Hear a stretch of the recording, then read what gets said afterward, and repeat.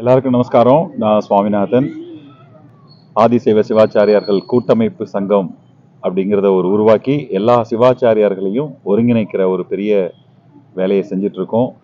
இப்போ அது சார்பாக தென் மாவட்டங்கள்லாம் ஒருங்கிணைக்கிறதுக்காக திருநெல்வேலி மாவட்டத்தில் நேற்றைய தினம் ஒரு பெரிய மாநாடு நடத்தினோம். அதை முடிச்சுட்டு இங்கே கொங்கு மண்டலத்துக்கு வந்திருக்கோம். கொங்கு மண்டலத்திலையும் திருப்பூர் மற்றும் ஈரோடு மாவட்டங்களில் நிர்வாகிகளை பணி அமர்த்துவதற்காக இன்றைக்கு சென்னிமலை அண்ட் சிவன் மலையெல்லாம் போய் அங்கே இருக்கிற சிவாச்சாரியர்களும் நேரில் பார்த்து சந்தித்து கலந்து ஆலோசித்து நிர்வாகிகளை நியமிக்கிறதுக்கு ஏற்பாடு செஞ்சுருக்கோம்.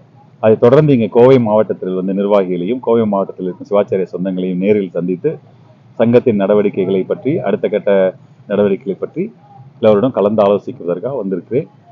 மிக சிறப்பாக நடந்து கொண்டிருக்கிறது. ஒரு மாவட்டத்திலும் நான் இப்போ சிவாச்சாரியார்கள் மட்டும் இல்லாமல் சிவஸ்திரீகள் சங்கத்தில் இணைந்திருக்கிறார்கள், இளைஞர்கள் பெரிய அளவில் இணைந்திருக்கிறார்கள்.